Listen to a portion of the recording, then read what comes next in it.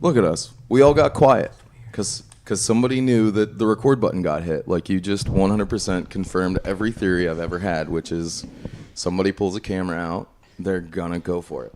You're gonna clam up, and it's time. And it's like, we just had a wonderful meeting and beautiful, bright conversation, and then, oh, recorder's on. So, hi, Vito. How you doing, John? Good. How are you doing? I'm doing great, thanks. And hello, Gabe. Gabe's here too. Hello, John.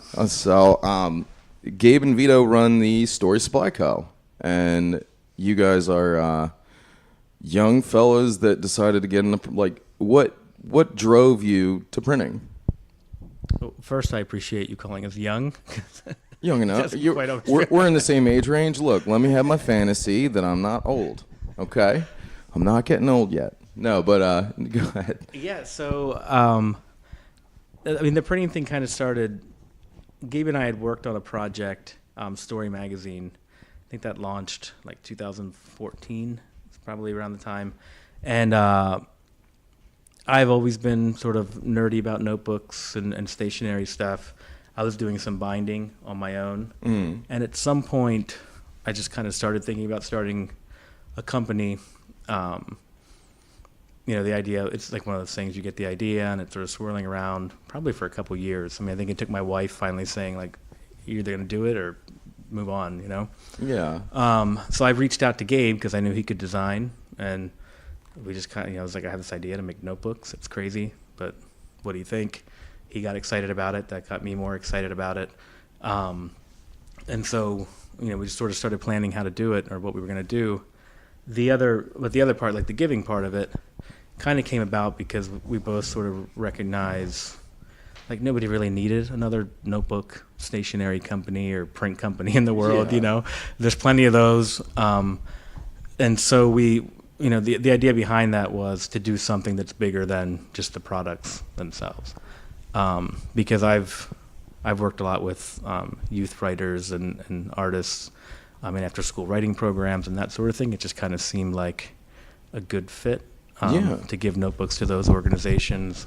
I think at one point I may have entertained the idea of making this a nonprofit and then realized there are people who are much better at that and already doing good work, so if we could support them instead in some way. And that's when we launched, we reached out to 826 National, who they're like an after-school writing program all over the country, but specifically, we talked to Los Angeles, San Francisco, Chicago, and DC at the time. So when we launched, we already had organizations that we were set up with to give notebooks to.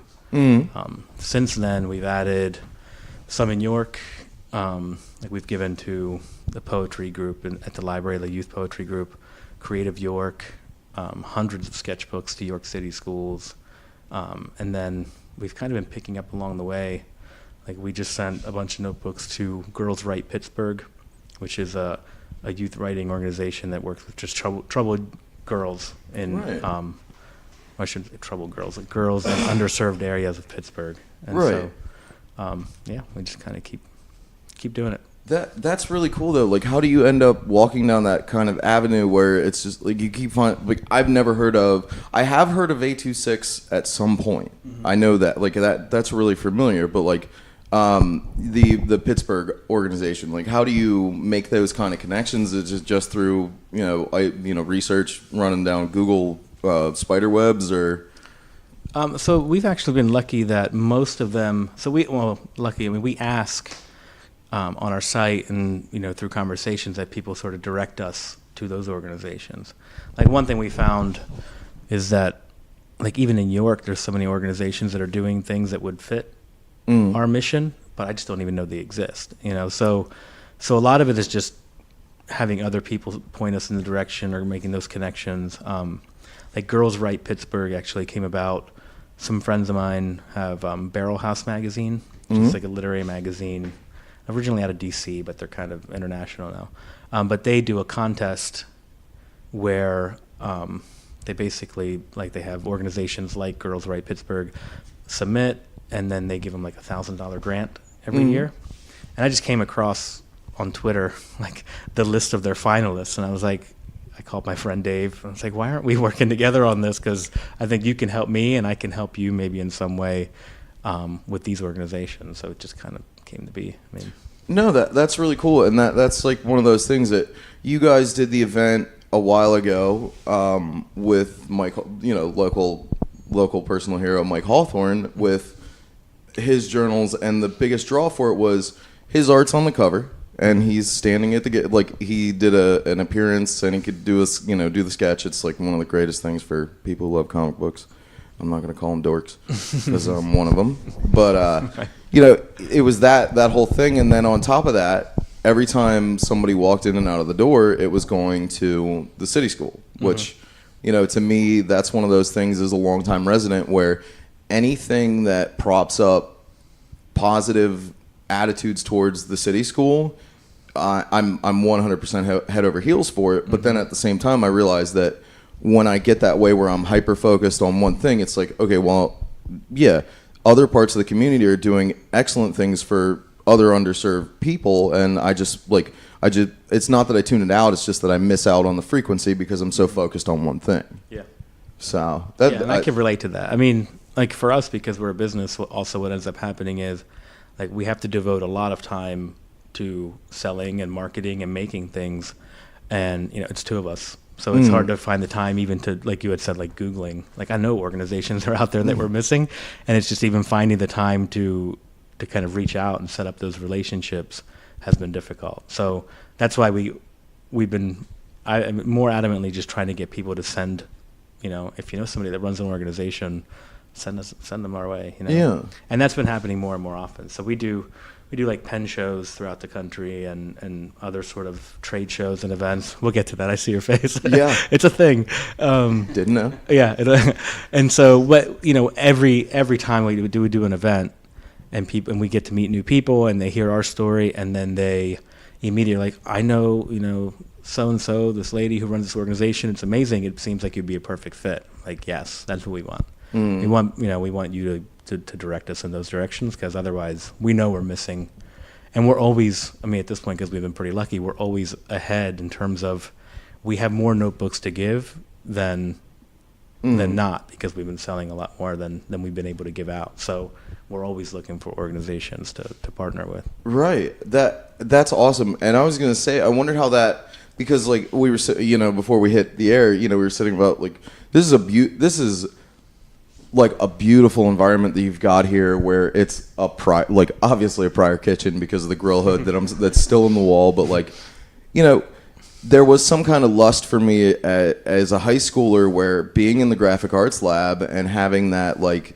just little standard vinyl tiles and squares, and it's like a dirty hospital feeling, because you have that like hyper clean and it feels weird. But like you come in here and all the chemicals, all the inks, emulsion, all that stuff, it has that kind of like super welcoming smell, and it's just like this environment here. You guys are part of Market View Arts, which I had no idea was such a large building. I really never even noticed, and you're part of this little universe of just throttle down creativity. We walk through, this is part of your college. This is a building that's part of the campus, I guess, from a distance. But, you've got the super creative energy of college kids, like just floating through here. And it's like, it creates its own little magic, Yeah. As I kind of mentioned this on the way in. On Fridays, because usually, I teach at the college a couple of days a week, and then I'm here Mondays and Fridays are like the most consistent days. I know I'll be here all day. And Fridays, this place is just buzzing with kids. Yeah. They're just like, they're making stuff, and they're working in the print shop, and often they'll come in and just start talking to me about screen print, and it's a really cool environment. Yeah. Just to feed off of it. Like before I walk in here to make stuff and do stuff, I get to walk through a bunch of art and people making art, which is cool. Yeah, it's just it's a resonance that like it's wonderful, because it is like its own little thought chamber, and every thought that you have is going to expand. Like you could walk out the door and ask somebody something completely out of left field, and they could take it any way they want to go. Like I've always felt like creativity comes from the community of like just environments like this where you just have somebody to sound off of, and they're just here and they're doing their own thing, and they could just that sudden kernel and that sudden thought could pop, like with you and Gabe, where he went from what'd you do before this? Well, I still have a full-time job, but I've been a designer for a really long time. I do packaging design during the Oh, okay. during the week. So Do you do industrial package design? no, mostly food packaging. Oh, okay. Yeah. That's got to be work for sure. You know, it is. I mean, it's fun just because I like design, but you know, Yeah. there's only so many bean labels you can do before you start running out of ideas. Most certainly. So, So this is a good outlet for me because I can be more creative here, and it's not as stringent. And like with him and I, we can just come up with whatever we want to do, Right. and do it. that's cool though, that you know, you have that creative mindset at your work, and then you do have that ability to just say, all right, well, you know what, when the weekend hits, I'm gonna go do something weird at Story Supply. Oh, You yeah, know, I'm just gonna go in and throw 6 colors on the Yeah, I press won't and- lie. This is like I would rather be doing this all the time than Yeah. doing that at all. But So with both of you working otherwise, how long's it been since Story Supply, since you guys launched Story Supply? 3 years, 2 and a half, some, So 2 and some. the paperwork was filed February 2015, Okay. and then we launched our Kickstarter September 9th. Oh. September 9th, 2015. Yeah. And I mean, it was, like I said, it was like kind of a long time in the works, but then I finally just filed the paperwork with an attorney. I was like, now we have to do something. Now Yeah. it's time to do it. And that's really when we really jumped on. Like, we had ideas for the notebooks, started kind of making those connections, and then thought we knew how to make a Kickstarter video, shot a bunch of footage. And then at the last minute, I had a friend of mine visiting from Columbus who does video design work. And I was like, I will give you as many notebooks, as many whatever you need. Yeah. If you could spend a couple hours. So he actually took all the footage that we had shot and managed to make it into like a 1.5-minute video that was Yeah. coherent and looked good. Yeah, And, 'cause you know, it was pretty funny when we were shooting it because you know, we never had to like do a video before, so we like spent hours pretty much just laughing at each other. Yeah. Well, I was gonna, not to personalize the conversation because that's not a good habit, but like, I had spent most of my life writing, right? So the fascination with stationery and journals and different kinds of notebooks and clearance at Walmart and going crazy, it's always been there. But I had this thought in my head where if I wanted to make a movie, I have to make it this way. I've read all the books. I know how to write a script. I got to do it. I got to do it this way and get it done. And then through serendipitous notions, like met a kid at Monster Mania. He lived in New York. He makes movies on the side, and like, oh, come out and shoot a movie with us. He just showed up and did it, and did the winging it thing, and like, it really changed my perspective on like, you know, you guys doing this, you have the thought and you know what you want to do, get out of it, and like just finding that way to get it done, because you know, having to do a Kickstarter, having to do do all the media for all that stuff, like, it's more than likely not a specialty that you had, you know, and having somebody to guide you through it or show you just a different light, it's amazing, you know, and it's cool that you managed to have a successful Kickstarter, because I've tried it twice and failed both times. it's so much work. And we get approached now with people asking, you know, when are you doing another one? When are you doing another product with a Kickstarter? And I'm like, I don't think I ever want to do it. But it's exciting. I mean, because you immediately start getting sort of a reaction. Yeah. And that's what we kind of hinged a lot on that, because, I mean, we kind of assumed we were going to keep going even if it did fail.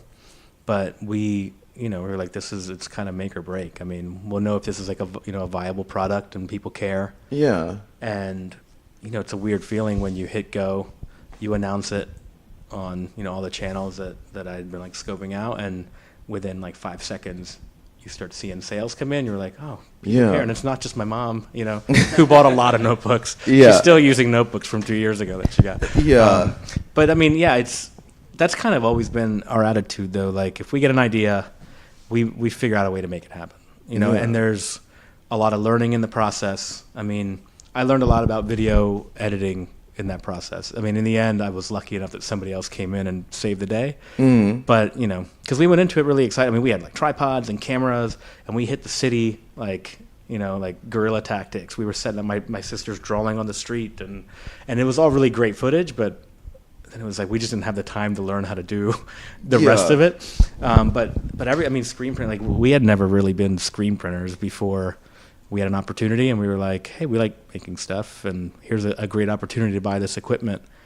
And then before you know it, you know, we're like, well, now we got to learn how to do this, you know? Yeah. So, which this is always like one of those daunting. Screen printing is one of the best things. Like I find it to be one of the most fascinating art forms, and it's like, well, it's not really an art form. It's a very, very it's a very commercial art. It's just there's a lot of steps to it, and when you're first trying it, if you know Christmas comes, somebody gets you the speedball kit, you do it at home. Give it the patience, because like it really opens a lot of doors. With how you actually like see design. I'd never been as fascinated with typography as I had been until I started screen printing, and I went to South Jersey Shore, not below Atlantic City. like Cape May? No, Or Wildwood? Wildwood. Okay. Till we went to Wildwood, because it's got that whole like everything in there. They just 1957 hit, and they're like, all right, let's leave it. It's good, and they have all this beautiful signage, and you can tell that somebody developed an entire alphabet for that specific sign, and you wonder where the rest of it is, because we all have access to that now. And it's like, it's really cool that it's really I really do admire that you guys you pulled the trigger and ran with it. That's really awesome, and in 2 years, like, you're still here. That's really, did you have a backup plan at all, or did you just kind of run with like, just, all right, let's do it? Well, I mean, I guess we're keeping we still work full time just as a backup to just in case, but like the big leap would be being here the whole time, getting rid of that safety net, and that'd be but it's enticing, isn't it? Totally. As adults, like, I mean, I got 2 kids, a mortgage, so it's like it's hard for me to be like jump away from that paycheck and I mean, there's so many great overnight success stories, but they never happen overnight. And you look at it and you're like, okay, well, you see somebody that takes a podcast or a YouTube channel, and they're like, all right, well, I'm gonna do this the whole time, and then they have to suffer through 6 months of like, just making ends meet. Yeah, you have to have patience. I mean, you can't expect to like overnight it. Like, it's got to be a long-term goal. Oh, absolutely. So, I mean, that's how we went into it. We knew we weren't going to like start make $1,000 a year like or anything like right away.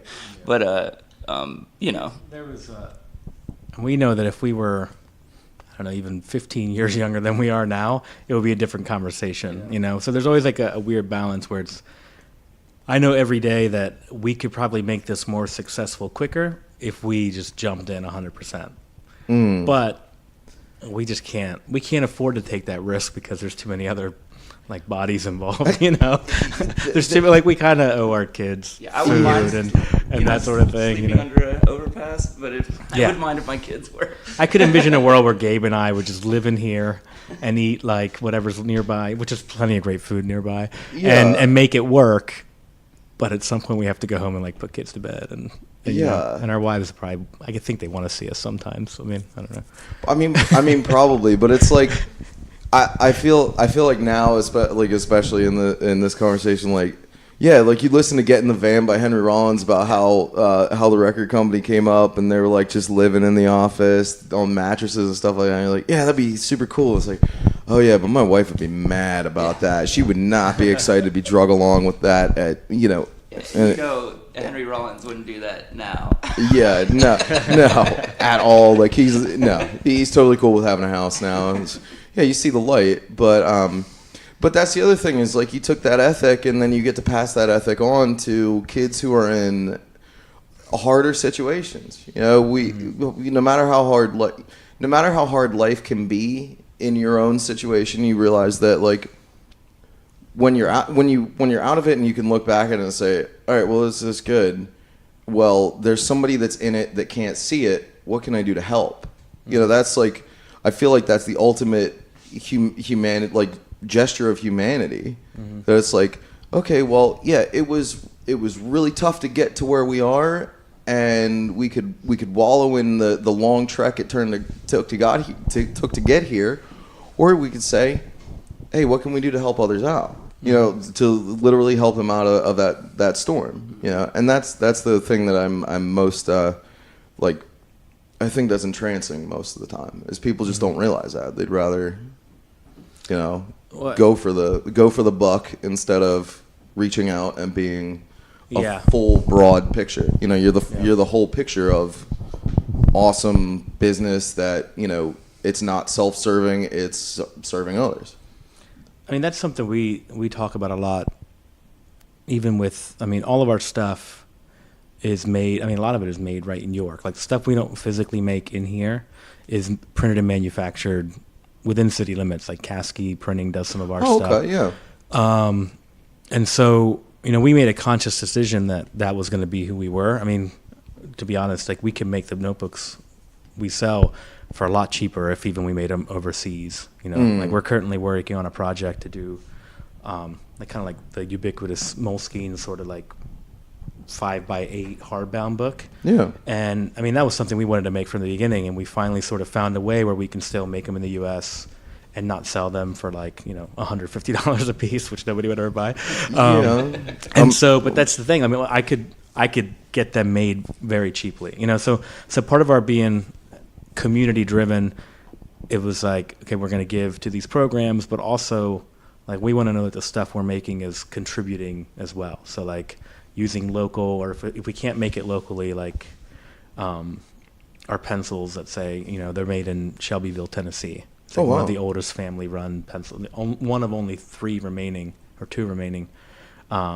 pencil factories. When, you know, the country had at one point, I think, 60 or 65 operating pencil factories. Our leather for our covers comes from Horween in Chicago, which is like one of the oldest standing family-run leather tanneries. So, like, we try to, aside from just like that one aspect, like, we try to somehow support those operations and communities in that way.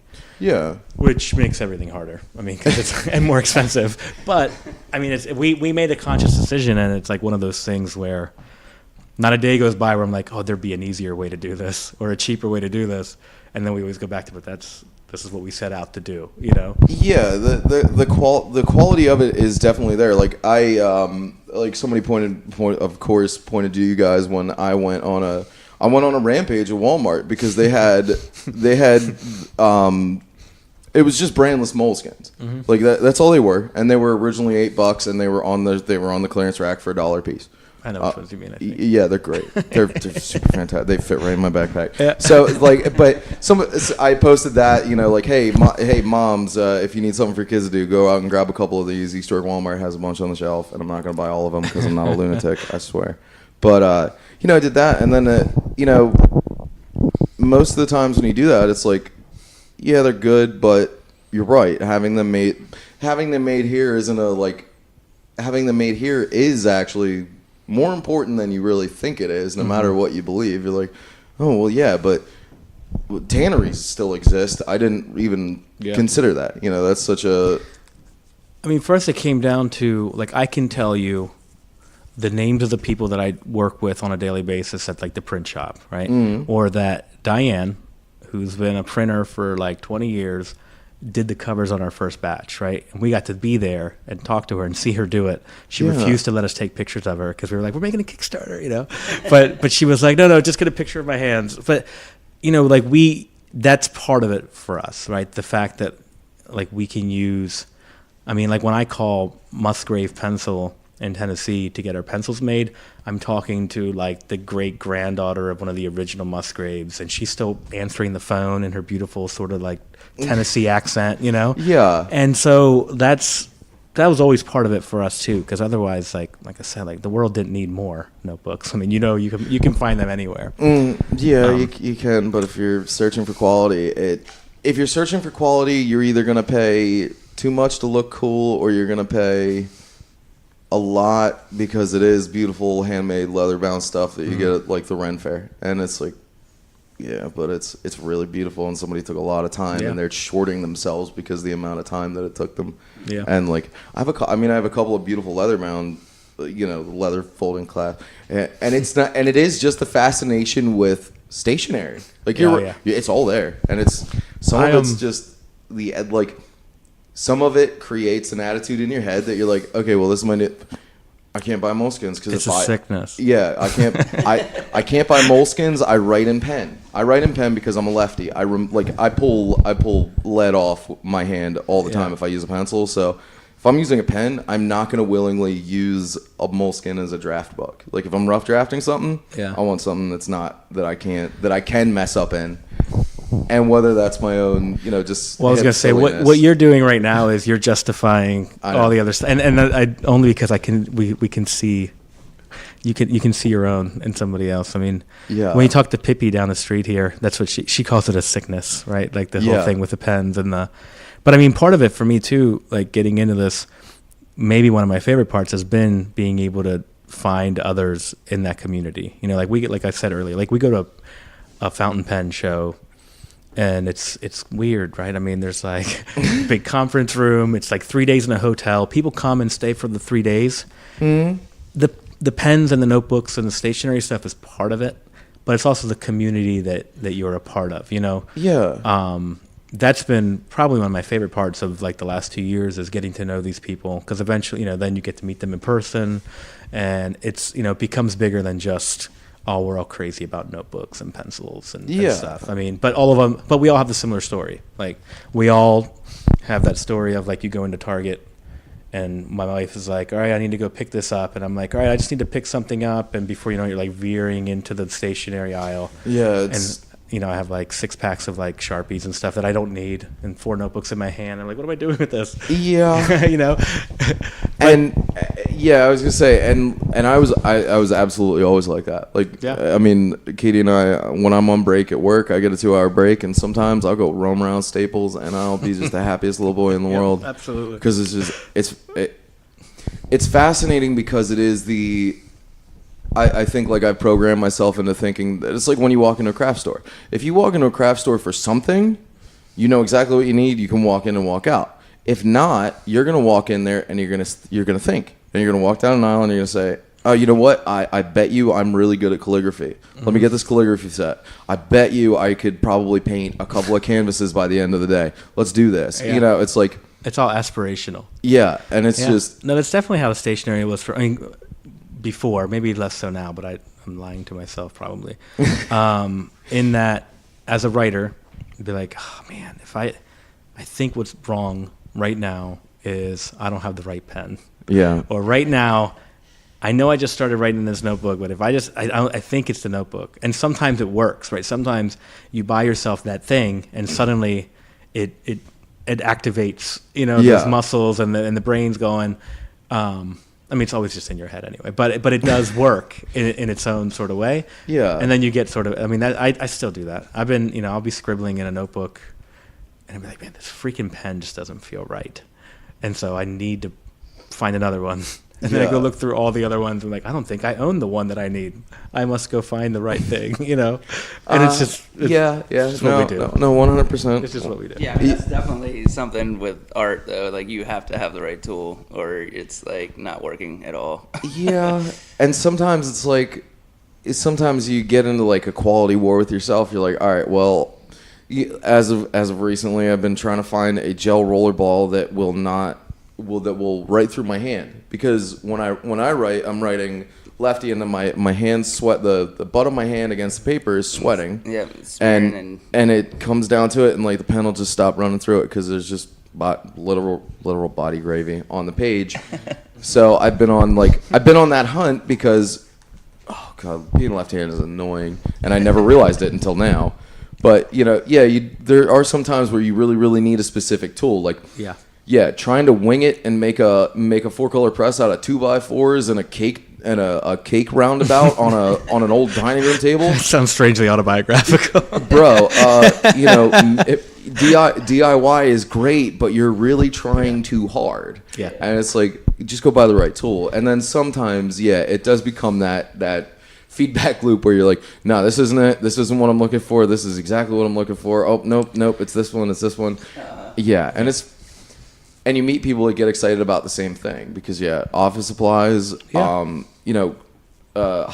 fountain pens. Does anybody really need them? Oh, I could point you in the direction of some people who would say yes. Yeah. and make a good argument. I mean, but they're collectors and that sort of thing. But yeah, it's always aspirational. It's always like, how is this? This will make me a better version of myself. Yeah. It's all nonsense, right? Yeah. Because, I mean, even to this day, my favorite pen or one of my favorite pens is a Bic Crystal Blue, right? Because it just works. It just does what it has to do. And I've seen artists do the most lifelike sort of portraits with nothing but a big blue pencil, and it's like but it's the right tool for them. It's the right tool at the time. I mean, I think there is something to that because what we do, whether it's like Gabe as a visual artist or me as a writer or whatever you're doing, it's all tactile and it's analog. It starts analog for us, even though at some point you make it digital and you do things.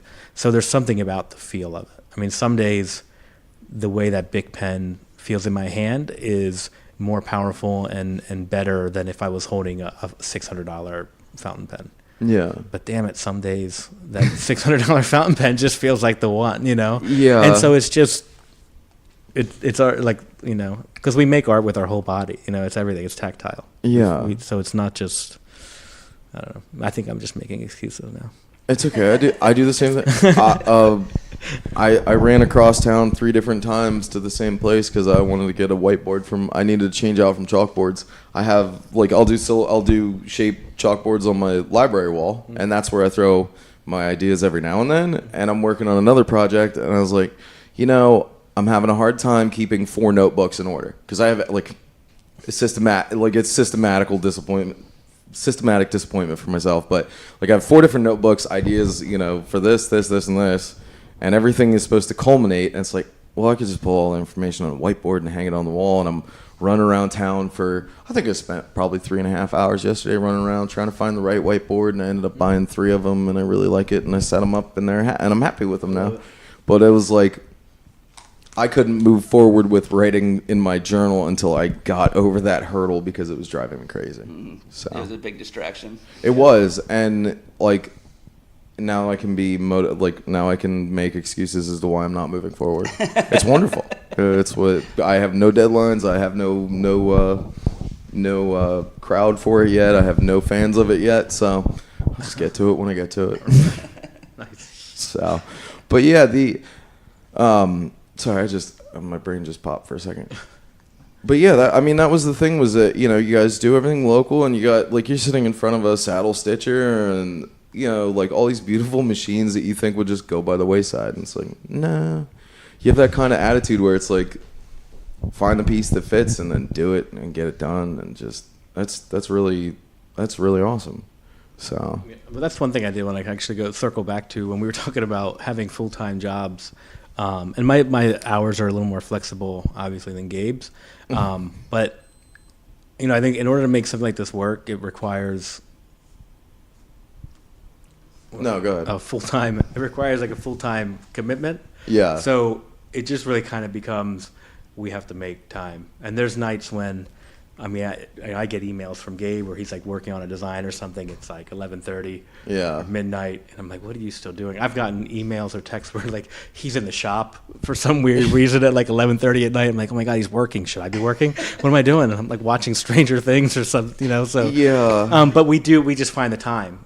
So if I have a deadline for it Friday morning, then we're going to make it happen. We're going to be here late. We're going to be up at 3 o'clock in the morning working, whatever, so it's just a different kind of commitment is what. Yeah. Speaking of which, so you are also a professor? Part-time. Okay. So you're adjunct? Yeah. Okay. Yeah. What's your field? Because I'm interested. I teach creative writing. Oh, that makes sense. Yep. Wow. So are you do you publish on top of this? Have you had published work or essays? A little bit. I I did a lot of editorial stuff. So I started 2 literary magazines from 2006 to about 2015, I guess. That's right around the time. That's kind of what I was doing. So I didn't send a lot of my own work out, and I was kind of just devoting all my energy to that. now realize probably more as a deterrent from actually, like, whatever, we'll call it fear of actually just working and sending out my own work. It was like, but I'm making art and I'm making stuff, which is great, and I felt good about it. But I didn't publish for a long time, and then actually in the last year, I was selected as poet laureate of York. That's nice. Which is like a weird thing because I wasn't writing a lot of poetry, but I was like, well, I'll try it. It sounds great. It kind of fits like my mission of like even what we're doing with Story Supply. And that motivated suddenly, like a weird sort of thing falls on you. Like, yeah, you should be writing. You should be doing this. So. Yeah. No, that's really cool. I didn't realize we had an actual poet laureate. We do. It's like a weird, I think John Brenner, when he was mayor, started it. Okay. Kind of late in his tenure as mayor. Mm-hmm. We've had 6. I didn't realize that. I'm number 6. That's awesome. Yeah, and usually it's like 2 years. Do you have any actual responsibilities as laureate? Do you need so I judged the writing contest at Creative York, the adult literary contest, and then if the mayor calls at any time, I have to be ready to give a poem. So the way that works, like for the application process, 3 days before my interview, they sent me like, we need a poem on these sorts of themes. And you have to pull it together and show up and perform it. And the idea being, so if like something happens in the city and the mayor is honoring someone or something, then I could get the 3 a.m. poetry call. I did not know that. I feel like that's like, that definitely is what we do. I mean, I say it's somewhat that's tongue in cool. cheek, but that's like, I mean, that's really the only thing. Otherwise, I mean, like you get asked to do stuff at schools, or I've done. Like when the Appel Center was changed the name, like the celebration of that weekend, I read at the dinner with all the sort of like legacy donors and stuff. Oh, that's cool. I just recently did a poem for a wedding that was in this building.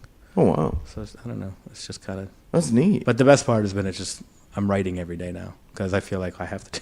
They give me this title and everything. I should be writing. Yeah. That's good. That's good. That is really good, though, because... I feel like poetry is one of the most undersung, undersold things in the entire world. But at the same time, is it really?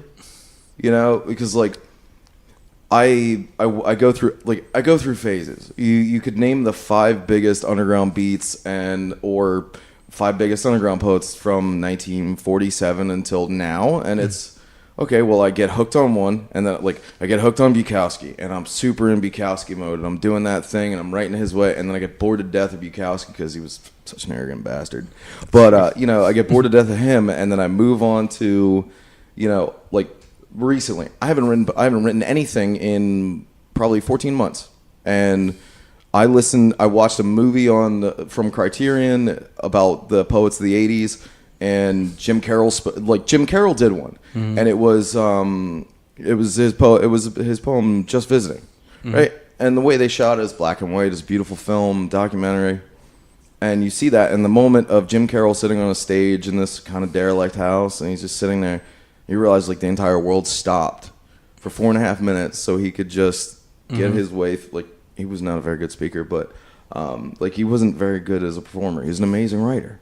No offense, Jim Carroll. Rest in peace. But like, he gets his way through it, and he sounds like a kid that's nervous, and you realize like that very moment the world stopped, and then from there you're like, okay, well, all right, well, I'm stuck in Jim Carroll mode. Let's see what we can do. Yeah, I think probably all artists to some extent do that, right? You get sort of hung up on one thing. And that's how I teach creative writing. It's like, I mean, that's what you should do. And then for a while, you want to be Jim Carroll. And then all your stuff kind of sounds like Jim Carroll. And then eventually you get tired of it, you move on to something else. Eventually the stuff you're writing, the stuff you're painting, the stuff you're doing is your thing, right? It's a mashup or conglomeration of all those things kind of thrown together, Yeah. Which is hard to get people to sort of think about. I think musicians probably get it. They get it right away because your first inclination as a musician is, hey, I learned a couple chords. Oh, hey, this song is in those chords. And then next thing you know, you're like, what if I turn these chords maybe in reverse order and I throw these words over it? And you're basically just stealing something and turning it into something else, which is, I don't know. For me, that's what all art is. I mean, I don't know. Yeah. I don't. I think that's just kind of how we come to it. Yeah, I was gonna say, but yeah. Well, that was the only other thing was that was the only other thought before we go too deep into into literary themes. But the only other thing I thought was like I was a big fan of stand up as a kid, and the only thing I've ever heard was it takes about 10 years to find your voice, and the only reason you find your voice is because enough comics have passed that you've emulated that you finally figure out what you really want to do with your life. Yeah. And you could do that with anything, with any kind of. Excuse me, with any kind of art form except for commercial, because Peter Max really blew everybody away from day one. Like, yeah. So, like, just to wrap it all back up, Peter Max and the Beatles and Sprite, I don't know. I think that was heaven on earth for a very short time. Yeah, yeah. Because he had just, he was Peter Max forever. And real mean in person, I heard.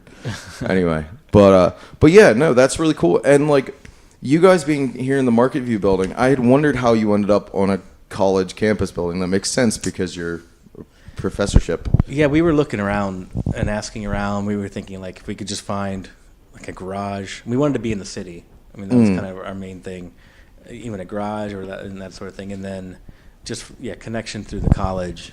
This opportunity came because Catch and Release Press, which is what was in here, actually moved downstairs to a different space. And he uses that space to teach classes. So, like, there's a class at your college where you can come and play with all his awesome letterpress equipment. Yeah. And so because of that, this studio opened. And then just through a conversation, they're like, well, would you guys be interested? And we were like, yeah. Yeah. Yeah. And the price is pretty good and everything else. So it just worked out. That's awesome though, because the community of downtown, like Gabe, you came in from Mifflin a while ago. How long have you been in New York? Mid-90s. Okay. I went to Bradley Academy. So, like, you've both been here long enough to see the renaissance that is York. Like, downtown is really coming. Yeah, it was completely different. Downtown has really come around, even with, like, 2009, 2010 was when involvement really picked up and people actually paid attention, started really, really caring. And you see that, and, like, you know how your wife's always going to be beautiful because you see her every day? York got that way for most people, where they saw it every day and they're like, okay, well, yes, I'm looking at the same face. And then there was something recently where that is so offensive because my wife is sitting here next to me and I forgot. No, you really are beautiful. But anyway, so you see it every day, so it becomes normal, and you're like, oh, you're coming down for First Fridays, you're doing fun stuff on First Fridays, but you start to get that same old feeling. And then recently, I don't know what it was within the past like 8-10 months, man, just it's been more eye-opening than it has been, and you see all the progress that's going on downtown and all the the entire thing was to make us an art town, and that's really finally becoming. We're moving on from the step of bars and restaurants, and we're like, no, art down here is really, it's a monster, and it's roaring, and it's wonderful. So you guys being down here, that's great, because you could easily pick up a cheap garage somewhere and have that space, but if it's out of the way, it's hard to get eyes on it. Yeah. No, we wanted to be part of. I mean, we wanted to be part of supporting what's already happening in the community and just being in it. I mean, it's already changed. Like the conversations we have just when we're down here and getting coffee across the street, or like we'd be missing out on that, I think. Yeah. I don't know. I've been watching. I mean, I grew up in the county, in York County, and the city was like, you came here for very special occasions. You know what I mean? Yeah. And when we started driving, we would come into the city, but it was always like to do the circuit or something, whatever. And then, and so like, I feel like I've seen it sort of at its, from the beginning, like when it first started picking up. And I know people like in the community, even like Philip Given and those people that have been talking about how cool it is for way longer than 2010. And it's like suddenly it seems like everybody's on board at the same time. I think that's the part of it. It seems to all be happening at once, or a lot of it happening at once. I mean, it's been happening for a long time, but I think that's definitely my perception of it. Was like, hey, well, it seems like nothing's happening. And all of a sudden it just blew up. Man, it's getting there. And you're right. It's like, the community leaders like Phil and all the organizers and everyone that have like poured their heart and soul into it, they're finally coming out of the fog, because you know, anybody that's outside, they look at it like, oh well, people are playing multi-level chess with, you know, human lives and neighborhoods and all this stuff, and you're like, oh no, look, there's Phil, and he has a great dog, and he has a giant dog that could tear your face apart, but that giant dog just wants to lay there, and it's awesome. And you know, and you get to be part of that, and that is the other thing, is like the community really expanded and it really grew, and everybody started taking the time to notice, you know, started taking the time to say hi to the, you know, the wonderful grandma that's walking home from Seatown. She's walking down Philly, you say hi, yeah, how you doing? And everybody's got there's a more interpersonal congeniality that's going on, and it's so wonderful, because yeah, you would miss out on that if you weren't here. And I did miss out on it for a while because of personal politics and my own stupidity, but you know, I just got into a way, and I was out of here. I didn't come downtown as often as I should have or wanted to, and it was lonely. It was lonely without York. You know, it's a wonderful place to be, and you guys have a great spot, and you get to give back to your own community, which is really cool, is that you're here, and then, you know, giving back to other communities is just fantastic, but at the same time, you're affecting your own. So, and at the same time, you're not going through the complex dance that is 501c3 status and fundraising and nonprofitism and all that, and taking away from the quality of the product that you want to give, because it is your product, and then the outpouring of happiness that comes from your product is always there. So, and you haven't, that's the other thing I really like about you guys, is that you have not priced yourself out of your own community yet. Like you got, there's no reason to, like, your quality is still high, super high, and your efforts that you're putting in, and the way that you rigorously mesh it into your own day to make sure that everything's getting done, like, you haven't made any giant leap to say, all right, well, unless you got $40, you can't slide this in your pocket, you know? So yeah, no, I mean, that's always the balance, right? I mean, you're always struggling with, you know, how much should this cost? How much, you know, and you have to kind of keep it in the market, otherwise, you know, we've managed to find a way, because of the community of like higher quality stationery, that we're not competing with the 50-cent composition book at Walmart. Which we'll never be able to do, you know.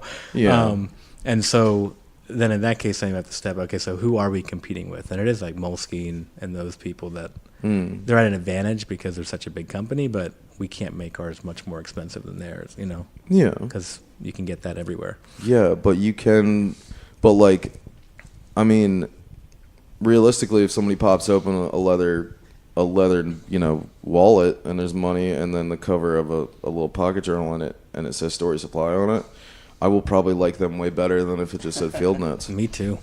You know, like, and it's just, it is that thing. Like, yeah, no, it's definitely the cool thing. It's definitely but what sets you apart is, yeah, you're here, and you know, pulling a Story Supply out of your backpack is way cooler, man, because you look what you did. We hope. That's still a weird feeling to see your stuff out in the world. I see my students use my stuff sometimes, and for a while it was only students that, I mean, I knew, like, they knew who I was and I had a relationship with, and then I started teaching like a class or two where they would pop up, and it was like, I have no connection. Like, they just literally, and some of that, like, at one point, one didn't even realize I was the one who made those. So, so that never stops being cool and weird, or seeing your stuff in a store. Yeah. You know, when we went to, Gabe and I were in Los Angeles a couple years ago for the magazine that we were working on, but Story Supply was already out, and because of 826 LA, they actually sold our products in they have like little storefronts. And I was like, I'm in Los Angeles, and I'm sitting here looking at the shelf, and there's like our products on it, and that's pretty wild. That's so cool. Yeah. So that'll, you know, I hope that never stops feeling weird and cool, you know, every time I see that. Or if I see a sticker on somebody's MacBook or something, I'm like, look. Yeah. Speaking of which, actually, you know, I think the coolest thing that you can see out in the world is that White Rose shirt. The White Rose design, was there an older design of that at some point through like the County Historical Society or something? Not that I'm aware of. I just drew it. Well, okay. No, it reminds me of my grandparents are my grandparents were lifetime, one of them. Both one's not here. Anyway, so they were lifetime residents, and I could swear the blue, like, there was some design that was like that, but I saw that design, and I was driving through on a first Friday. Like, I was driving through in my big truck on a first Friday, and I saw that out on a table out front, and I almost wrecked because I saw it. I was like, oh, wow, that's jaw-dropping, because it's on that certain blue and then the bright white. Oh, but it's such a beautiful design. Yeah, I mean, I did that, like, kind of wanted it to be based off of kind of, like, the art community, because it's, like, looks like ink, like it's like an ink York, and then it flows into the, like, the ink drops off the text into a white rose. So I kind of wanted it to be like an homage to the arts. Yeah, you did a wonderful job, because that shirt is just like, it says so much without saying all that much. Yeah, I was definitely proud with how that turned out. You sincerely should be. Thank you. So, but yeah, well, no, you guys are busy human beings, and I don't want to take up much more of your time. What are you guys doing anything for Small Business Saturday? We're actually not. Sorry. We've done in the past, like, we did some events and that sort of thing. But I mean, we're just kind of focusing a lot more on selling online that weekend. Mm-hmm. There was an event in here, I think last year, that Gabe, you did that event for Small Business Saturday. And it doesn't seem, because of where we are here, like, we just don't get that much traffic, I don't think, right, for that. So I think we're probably going to just devote more on getting stuff out to retailers that are already selling things. Mm-hmm. Like, I know Pippi's will be open here locally, and some of the others. So that just seems to make more sense than that's cool. Inviting people in our lair here to buy stuff. I was gonna say, it's kind of a far walk. Like, it is kind of a far walk to get to your little place, but it's really awesome. Yeah. We'll be doing stuff. So for the holidays, we'll be doing we're doing a holiday market at the Bond. Okay. Parliament on December 9th. I think we might still do something in December for First Friday. Maybe just open up the studio and people want to stop by and hang out and maybe print something or whatever. Oh, that's cool. I think that's one of the most wonderful things in the entire world, because was it you guys that came to with the food trucks, or somebody else had a 4-color on the back of a truck, and they were letting people print in part, like, and I know that you guys did a print event recently on a First Friday. Yeah, we did that out front here, and that is so cool that you get to expose people to that. They just, hey, here, let me show you how to do it. Yeah. Do it. At the very least, we're teaching them how messy and hard it is.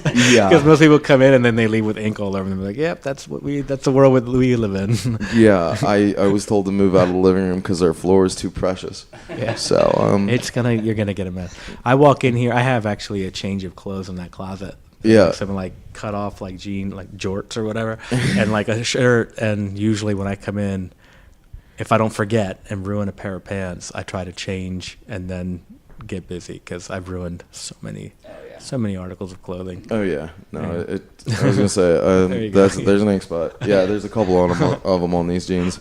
So no, that's really cool. And you guys are at Market View Arts, but what is your was it StorySupplyCo.com? Yep. Okay. And then you can find us on Instagram. We're the Story Supply Co. because there's somebody in Canada that has Story Supply Co. doing nothing with it. Yeah. As that goes, and then on Twitter, Story Supply. Oh, cool. I have no idea. I don't know how Twitter works. We don't do a lot on Twitter. Usually, they're just if Instagram's our biggest sort of channel, and Facebook, but Instagram, because like the stuff in the same way that it's tactile, it's also just visually. It's easy to kind of represent. It is more. I think it's more appealing because you could take a picture and the picture itself could give a story, or you could give a story with it, and it just makes it that much more engaging. I can tell you, I can put a picture. I can put a notebook on that table, and like a cup of coffee and a cool pen, and get an immediate reaction.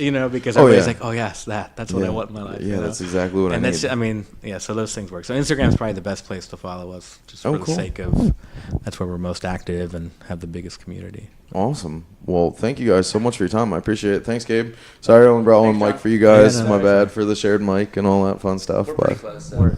No, you guys are fun. You have to be. You're kind of like shipmates shipmates adrift at sea. You're kind of stuck together, so it works out well. But all right, well, thank you so much. I appreciate it. Thank you. This was fun.